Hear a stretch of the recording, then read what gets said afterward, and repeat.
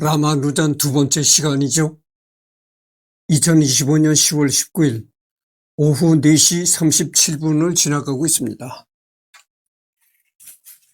그래서 전번 시간에 여기를 했잖아요. 정의, 정리, 증명, 정리, 증명, 공리 뭐 이런 얘기가 나오는데 이게 수학에 등장하는 용어라고 내가 얘기를 했잖아요. 그래서 내가 언젠가도 내가 얘기를 했지만 나는 수학을 못했습니다. 수학이 적성이 안 맞아요. 그래가지고 수학을 못했는데 어쨌든 내가 수학을 공부하면서 느낀 게 뭐냐면 이 수학이란 학문이 참 이게 논리적인 학문이라는 걸 내가 느꼈어요. 그래서 이 공리라는 거는 뭐냐면은 그런 겁니다.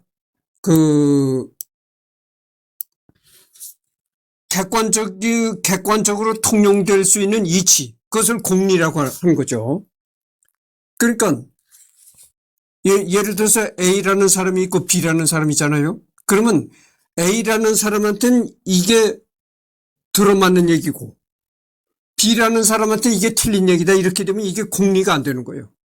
그러니까 A라는 사람한테도 똑같이 적용될 수 있는 얘기이고 B라는 사람한테도 적용될 수 있는 거, 그런 걸 공리라고 하죠. 공리. 그러니까 공리라는 건 뭐냐면 이치가 객관적으로 이치가 합당하다 이런 얘기가 되는 거예요. 그러니까 객관적으로 합당한 이치니까 어떻게 되겠어요? A라는 사람한테도 맞을 수가 있는 거고 B라는 사람한테도 맞는 논리가 되는 겁니다. 예를 들어서 A라는 사람한테는 맞는 얘기인데 B라는 사람한테 틀린 얘기가 되면 그거는 공리가 안 되는 거예요. 공리가 성립이 되려면은 A라는 사람한테도 타당한 이론이 돼야 되고 B라는 사람한테도 타당한 이론이 돼야 된다 이거죠. 그게 바로 공리라는 개념이죠. 정의, 여러분들은 정의라는 얘기도 많이 들어보셨죠. 어떤 개념에 이제 결론을 내리는 거, 이것을 정의라고 하죠.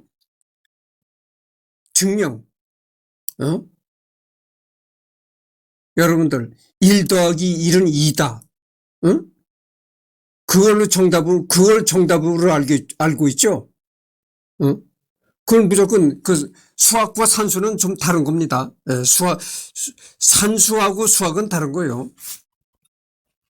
왜 다르냐면은 산수라는 건 단순히 숫자를 계산하는 거에 그치는 거에 불과한 거고 수학이라는 거는 수에 관한 수를 다루는 학문이다 이거죠.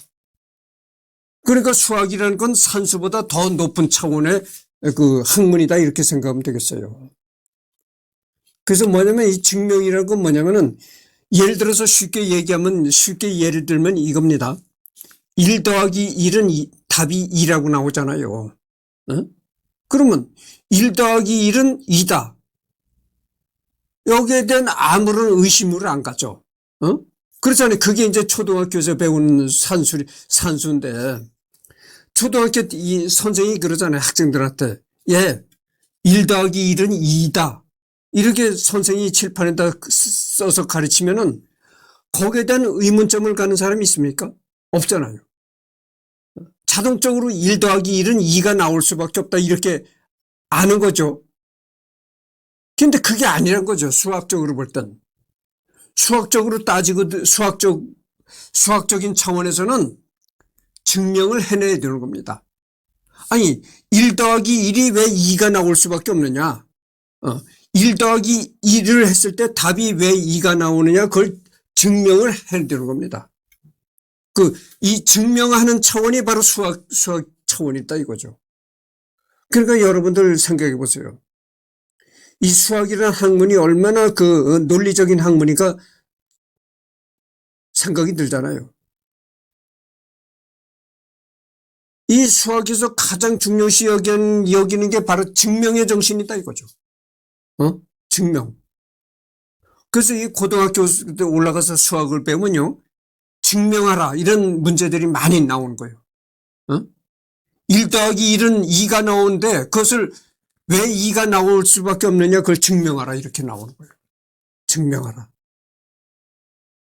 이 증명의 정신이 이 오늘날 과학을 발전시키는 그런 밑바탕이 되었다 그거죠. 이 증명하는 그 정신이 과학 발전의 가장 밑바탕이 되는 정신이었다. 이렇게 볼 수가 있는 거예요. 그래서 내가 언젠가도 이 얘기를 했잖아요. 수학과 과학은 불가분의 관계다. 뗄래야 뗄 수 없는 관계다. 내가 그런 얘기를 했잖아요. 그래서 여기서 이제 공리, 정의, 정리, 증명 이런 수학적 개념들이 등장하는 거죠. 하디는 훗날 후배 수학자 에르두시 팔의 선생님이 수학계에 한 가장 큰 공헌이 무엇입니까? 라는 질문에 리틀 우드와 함께 연구하고 라마누잔을 발견했던 것이라고 단언한 적이 있다. 그 후 하디에게 그러면 수학적 재능만 따졌을 때 100점 만점의 선생님은 수학자들을 어떻게 평가하겠습니까? 라고 묻자 나는 25점, 리틀 우드가 30점, 다비트 힐베르트가 80점, 그리고 라마누잔이 100점 만점일세라고 대답했다. 힐베르트의 그 당시 수학자로서의 위상을 생각하면 진짜 엄청난 평가라고 볼 수가 있다. 그때 당시 리틀 우드, 다비트, 힐베르트 이런 사람들도 그래도 훌륭한 수학자라고 칭송을 받았던 사람들이었다 그거죠. 근데 리틀 우드를 30점 정도밖에 굳이 점수를 매긴다면 다비트 힐베르트가 80점밖에 안 준다. 못 주겠다 이런 얘기죠. 그리고 인도의 라마누잔이 이 사람은 100점 만점을 줘야 된다. 이렇게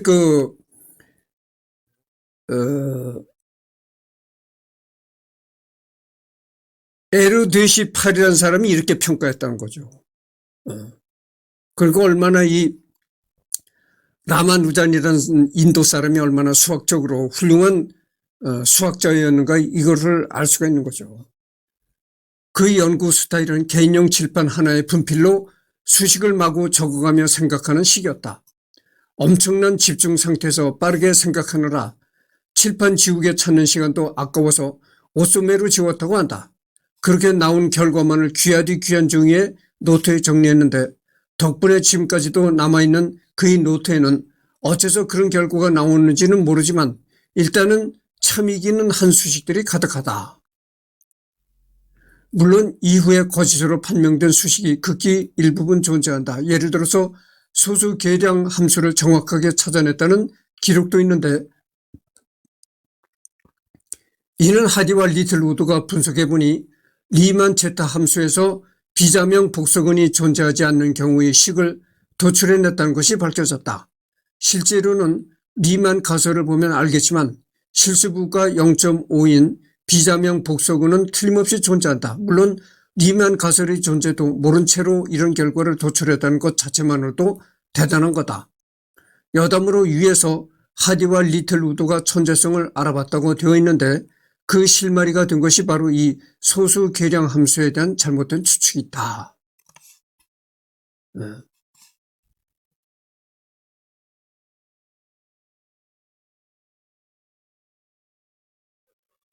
그래서 이제 본인은 남아길이 여신이 자신에게 가르쳐줬다고 했지만 그것보다는 천재성의 결과를 보는 편이 맞을 듯하다. 다양한 분야에서 수천 건의 정리를 남겼으며 요즘도 가끔씩 라마누잔인 노트에 나오는 어떤 수식을 증명했다는 논문이 발표되고는 한다. 독실한 힌두교 신자이자 카스트 제1계급인 브라만 계급으로서 영국으로 유학을 떠났지만 보세요. 카스트 제1계급인 브라만 계급이라고 했잖아요.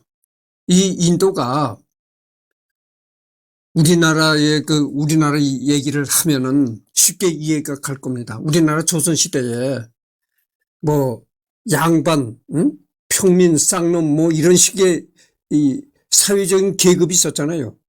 인도가 그런 거예요, 인도가. 인도는 이 계급이 굉장히 이 차별이 심한 나라입니다. 계급 차별이 심한 나라예요. 그래가지고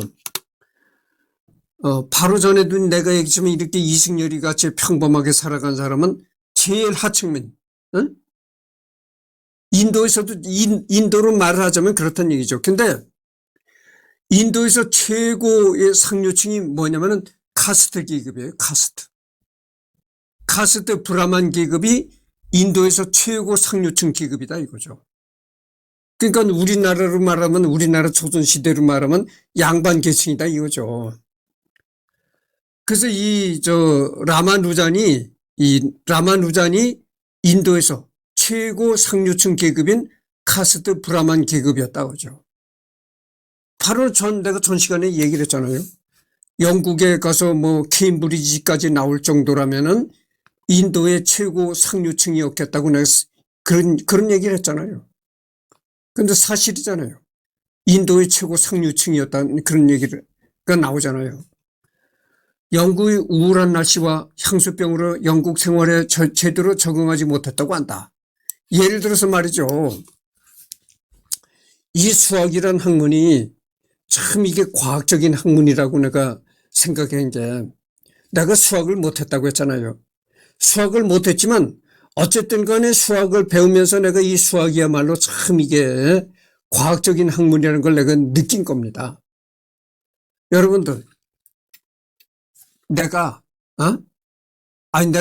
이승열이가 어떤 친구를 만나가지고 야 어젯밤에 내가 밤에 길을 가다가 귀신을 봤어. 이러면 친구가 뭐라겠어요? 아니 저놈이 저녁을 잘못 먹었나? 왜 미친 소리를 저렇게 하지? 이렇게 얘기를 할 겁니다. 아니 귀신을 보는 사람이 누가 있어요? 다 그게 이제 그런 소리 하면 다 미친놈이라고 하지. 그러면 상대방이 미친놈이라고 하면 그걸 내가 증명을 해내들 것 아닙니까? 내가 귀신을 내 눈으로 봤다는 것을 증명하라 이런 얘기예요. 증명하라. 응?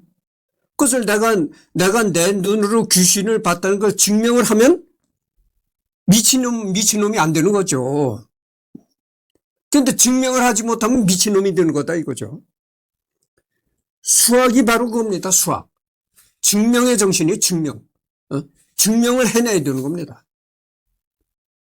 그게 바로 수학이 과학적이라는 학문이라는 게 그래서 수학이 과학적인 학문이라고 내가 얘기한 게 그래서 그런 거예요. 반드시 증명을 해내야 되는 겁니다. 어떤 방정식을 풀었을 때 답이 어떻게 나온다. 그거를 증명을 해야 되는 겁니다. 이런 답이 왜 나오느냐 이것을 수학적으로 증명을 해내야 되는 겁니다. 그러니까 그게 얼마나 과학적인 학문입니까? 이 수학이라는 것이. 뭐 짐작을 해서 말을 한다거나 자기 생각대로 아무 생각이나 해서 말한다거나 이게 안 되는 거야. 이게 수학에선 그런 게 통하지 않는 거야. 왜냐? 증명을 해내야 되기 때문인 거야. 증명하지 못하는 건 말하지도 말라 이런 얘기야.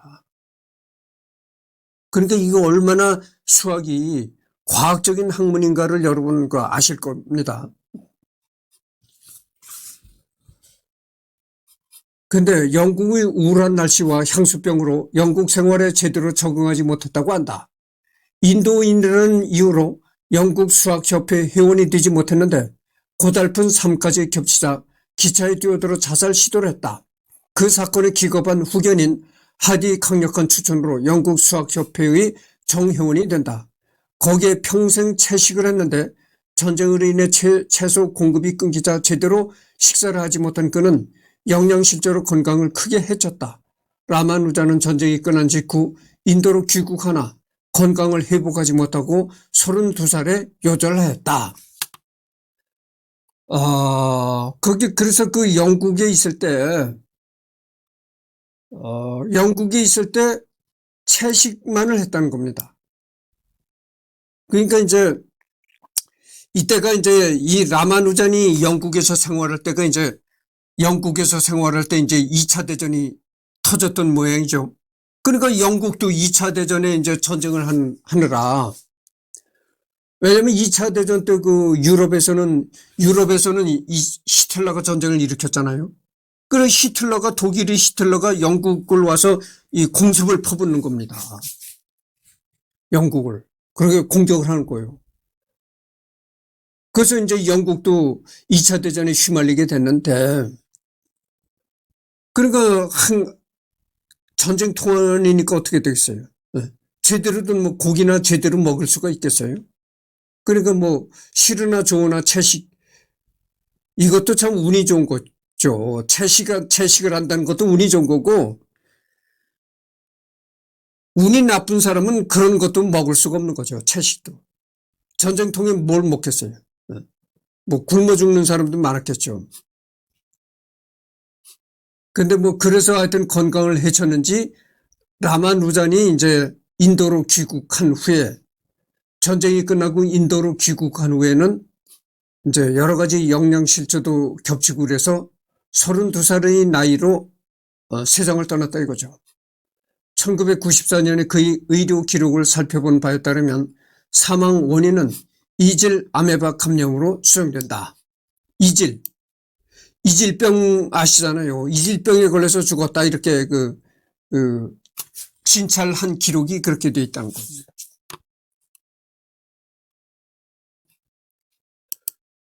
기타 그의 수학에 대한 열정을 보여준 일화의 하나로는 1918년 입원 중이던 라마누잔을 하디가 문병 왔을 때 하디는 자신이 타고 온 택시 번호가 1729로 매우 평범한 숫자였다며 툭 던지듯이 말했다. 그러자 라마누잔은 그 자리에서 아니요, 매우 흥미로운 숫자입니다. 서로 다른 세제곱수 두 개의 합으로 나타낸 방법이 두 가지인 가장 작은 수거든요 라고 말한 적이 있다. 실제로 이는 라마누잔이 직관적으로 계산한 것이 아니라 그가 이미 연구했던 수였다. 이후 그의 노트에서 1729를 연구한 흔적이 발견되었다고 한다. 보면은 말이죠. 1729 니꼴 10의 3제곱승 플러스 9의 3제곱승 이렇게 나오죠. 니꼴 1제곱승 플러스 12 3제곱승 이렇게 되어 있네요. 으로 나타낼 수 있으며 이는 이렇게 나타낼 수 있는 자연수 중 가장 작은 수이다. 하디가 이런 수가 또 뭐냐고 있느냐고 물으니 라마누잔은 잠시 생각하더니 100만까지 숫자 중에는 없다고 대답했다고 한다. 사실 4104 니꼴 16 3제곱승 플러스 2 3제곱승 니꼴 15 3제곱승 플러스 9 3제곱승을 비롯하여 많은 수가 존재하는데 하디가 물어본 건 세 가지 방법으로 나타낼 수 있는 수였을 것으로 추정된다. 실제로 이러한 조건이 성립하는 다음 숫자는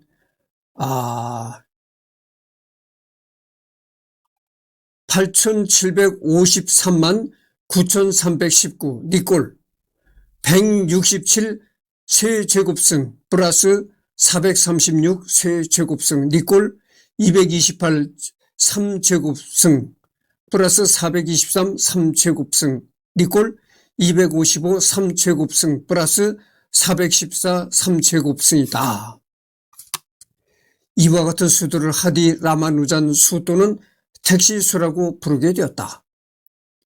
여담이지만 어떤 책에는 하디가 1729 니꼴 13 곱하기 133이라며 13이 겹치는 불길한 수라고 말하는 경우도 있다. 다만 하디는 무신론자이기에 사실이 아닐 수 있다. 하디가 이런 발언을 했더라도 본인이 13을 싫어한다기보다는 13을 불길하게 여기는 세간의 편견을 끌어온 소문이라고 봐야 할 것이다. 그렇죠. 그래서 이게 하디란 사람이 이 13이 겹치는 수를 불길한 수라고 뭐 했다 이런 얘기했는데 그랬을 리는 없을 것이다 이런 얘기죠. 내가 방금 전에 뭐라고 했습니까? 수학은 가장 과학적인 학문이라고 얘기를 했잖아요. 그렇게 과학적인 학문을 하는 수학자가 미신적인 불길한 순회 어쩌니 이런 얘기를 했을까요? 당연히 안 했겠죠. 똑같은 얘기가 되는 거예요. 13이 불길한 수라고 생각한다면 그 왜 13을 불길한 수라고 생각하느냐, 이걸 증명해내야, 증명해내라는 겁니다.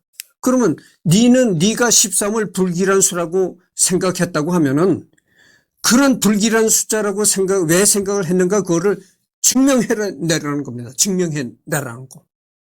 그래야 그게 수학적인 논리에 맞는 얘기가 되는 거예요. 그렇잖아요.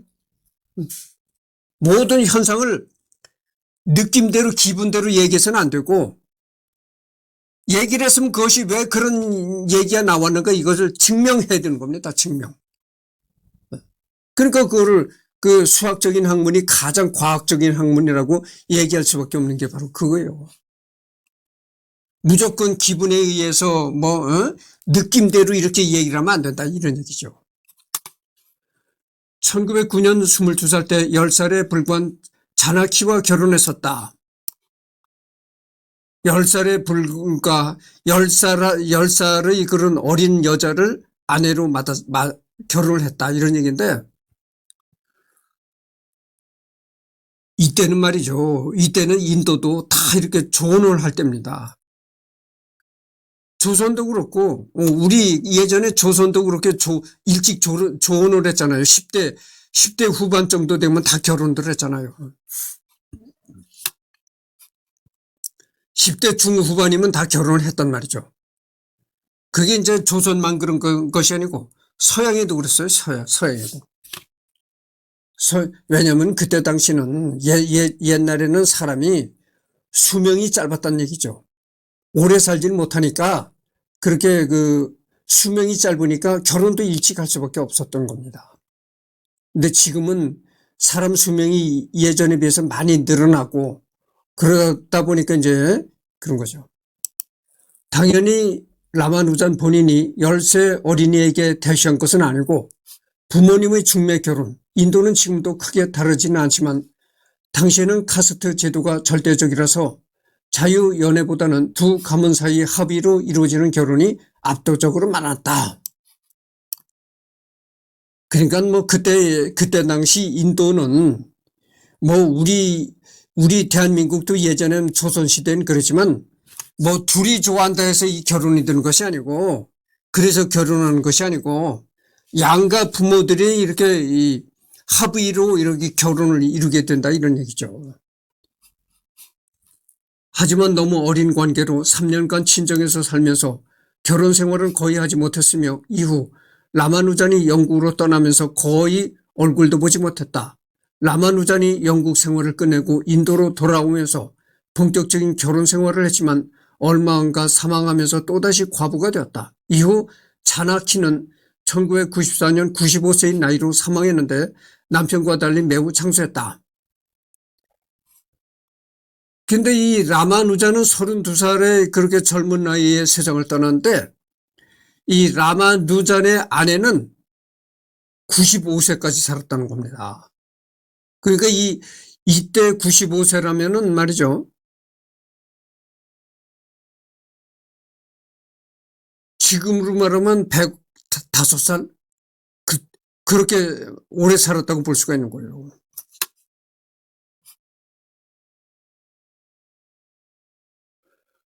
그래서 이제 아들을 하나 입양했으며 마드라스 대학과 남편 주위 사람들을 통해 제공된 연금과 재봉이를 먹고 살면서 남편에 대해 알리려고 애썼다.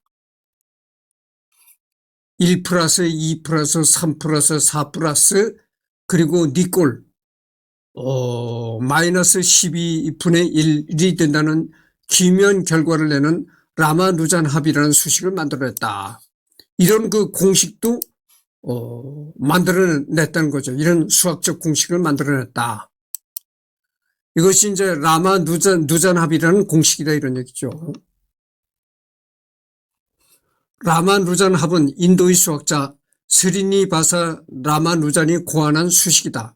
1 플러스 2 플러스 3 플러스 4 플러스.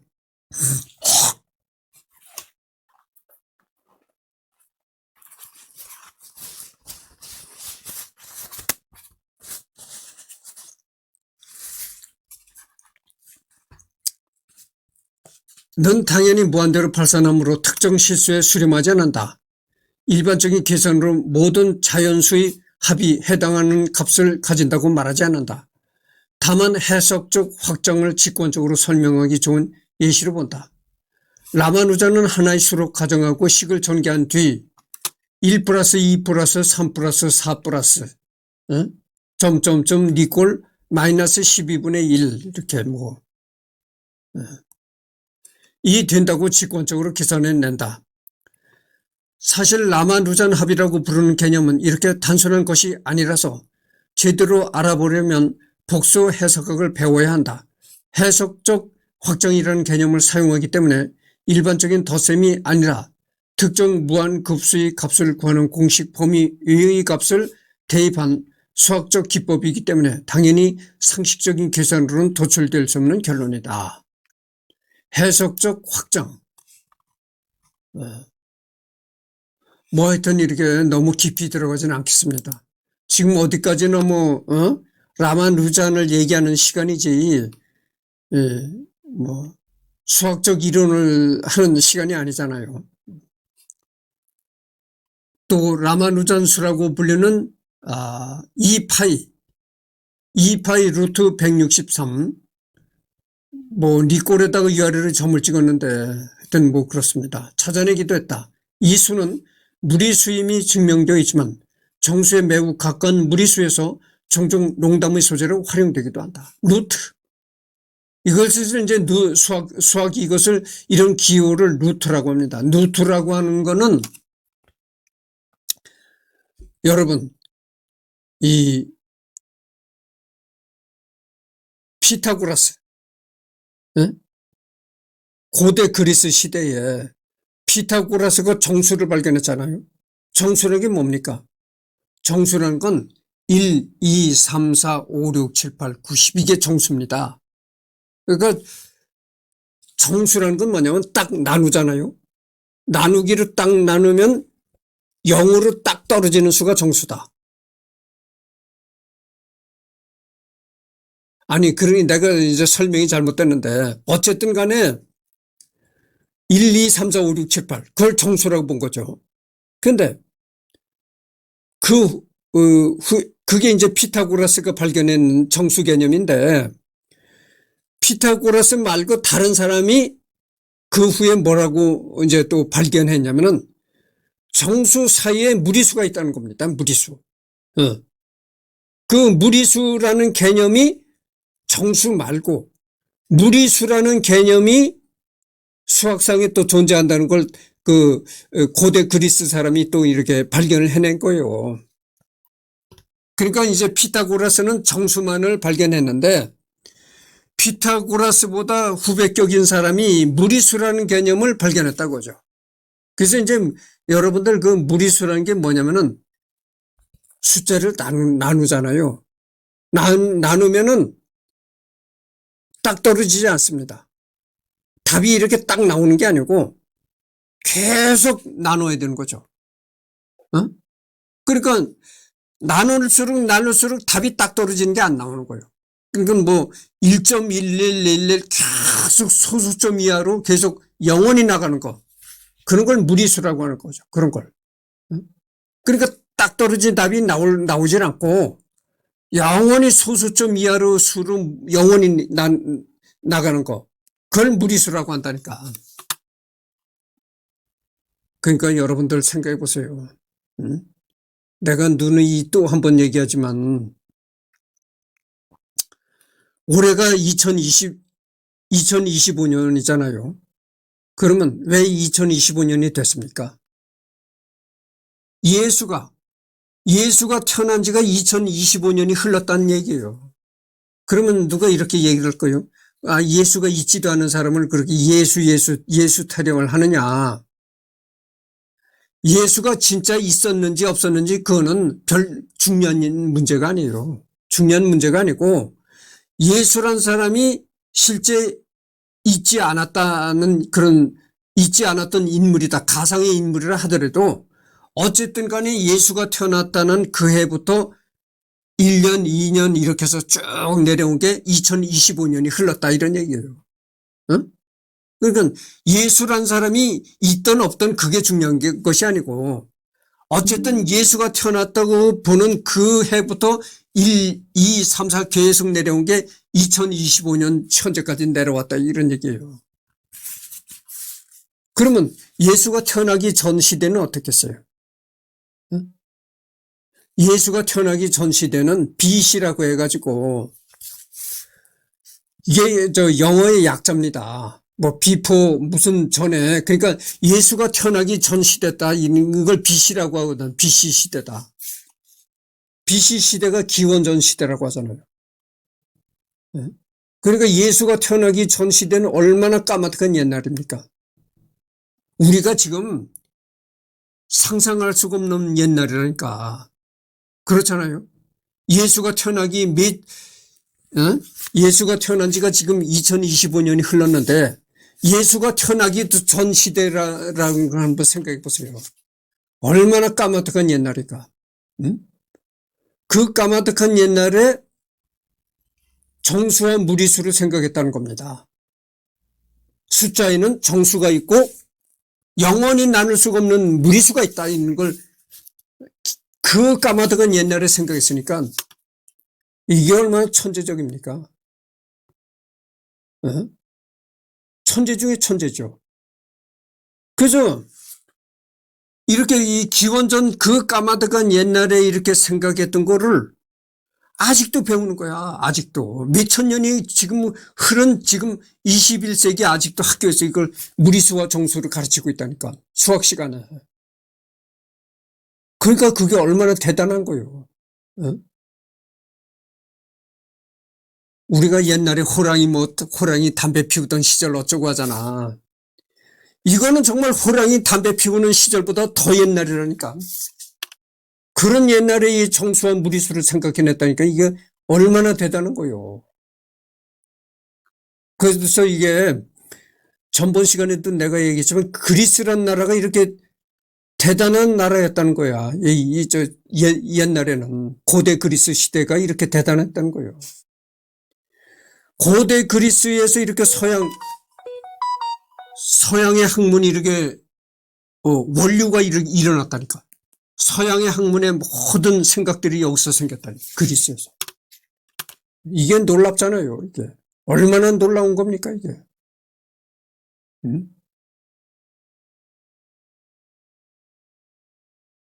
근데 지금 서양 사람들 보면 이 서양 사람들이 그렇게 천재였었다. 이걸 보면 천재였다는 걸 알 수가 있잖아요. 근데 지금 서양 사람은 아무것도 아니야. 지금 서양 사람들은 맹물이야. 그렇잖아요. 그 까마득한 그 옛날에 정수와 무리수를 생각하는 겁니다. 이게 참 엄청난 겁니다. 엄청난 거. 또 라마누잔 수를 불리는 이 파이, 이걸 파이라고 하죠. 파이 루트 163 어쩌고 해가지고 나왔는데 마지막으로 라마누잔이 죽기 전에 연구하던 공식은 블랙홀의 엔트로피를 계산하는 데 도움이 될 수 있다고 밝혀졌다. 라마누잔의 생애를 다룬 영화 무한대를 본 남자 엔딩에서도 아래와 같은 문구가 나온다. 1세기 후 라마누잔이 남긴 이 공식들은 블랙홀의 활동을 이해하는 데 이용되고 있다.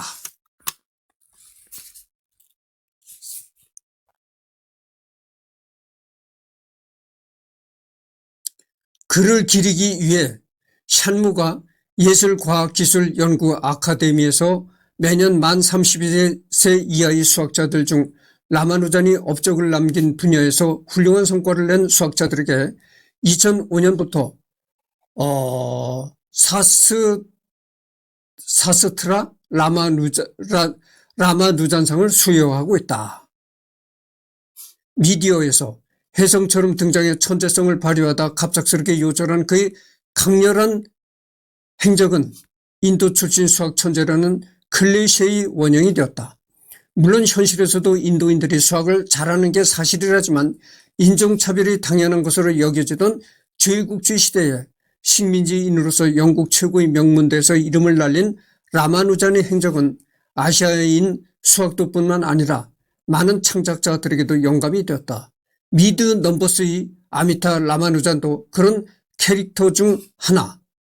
마찬가지로 가난하고 제도권 교육을 받지 못한 젊은 천재를 소재로 다룬 영화 곧 윌 헌팅에서도 그의 이름이 언급된다. 골드 바흐의 추측이라는 서적에서도 라마누잔이라는 수학자가 나온다. 할리우드에 촉망받는 인도계 영국 배우 데브 파델이 라마누잔으로 분해 그의 일대기를 다룬 무한대를 본 남자의 영화가 개봉되었다. 그를 돕는 G.H. 하디 역에는 제레미 아이언스가 나온다. 그러니까 이 라마누잔이라는 그 수학자를 주인공으로 하는 그런 영화도 제작되었다 이 말이죠.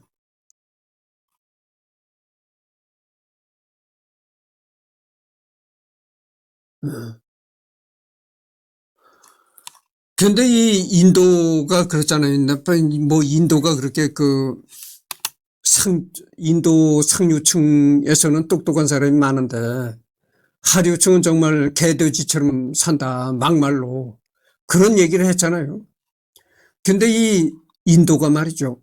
이 인도가 수학적인 이 고대 그리스도 얘기도 했잖아요. 예.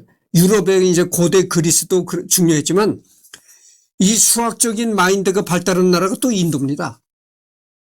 그래서 이 인도의 수학자 지금은 내가 인도의 수학자 이렇게 라마누잔을 하잖아요. 라마누잔을 지금 하고 있는데 이 라마누잔 말고 인도에 또 수학자가 있었어요. 근데 그 인도에 또 한 사람이 유명한 수학자가 있었는데 그 사람이 왜 유명해졌냐면 말이죠. 예전에 수라는 것은 1, 2, 3, 4, 5, 6, 7, 8, 9, 10 그런 거였다. 그죠? 그러니까 이제 고대 그리스 시대에 이제 피타고라스가 이제 정수를 발견했다고 했잖아요. 그럼 정수라는 게 뭐냐? 아까 내가 이런 얘기를 했잖아요. 정수라는 게 1, 2, 3, 4, 5, 6, 7, 8, 9, 10 이런 게 정수였다. 이런 얘기를 했잖아요. 그때는 고대 그리스의 피타고라스 시대에는 0이라는 개념이 없었어요. 그러니까 피타고라스도 물론 천재인 것만은 확실한데 0이라는 개념을 생각을 못 했다니까, 피타고라스가. 그런데 그 후에 세월이 한참 흘러가지고 인도에 또 천재가 있었는데 그 인도 사람이 0이라는 개념을 생각해낸 거예요. 1보다 맨 앞에 0이라는 게 있다. 제로. 이 제로라는 걸 생각해낸 사람이 바로 인도 사람이라니까. 그러니까 고대 그리스 시대 피타고라스니까 정수를 발견한 사람이긴 한데 0이라는 개념은 생각하지 못했다 이런 얘기예요. 그 0이라는 개념을 생각한 게 이 인도의 수학자였다고 그죠. 그러니까 인도가 얼마나 또 수학적으로 그런 나라인가를 알 수 있잖아요. 그래서 또 한 번 얘기하지만 인도 상류층은 상당히 인도 상류층들 중에는 상당히 똑똑한 사람들이 많습니다. 아무리 뭐 평범한 사람은 뭐 개돼지처럼 이렇게 시궁창 같은 데서 살아도 상류층 중에는 상당히 똑똑한 사람들이 많아요.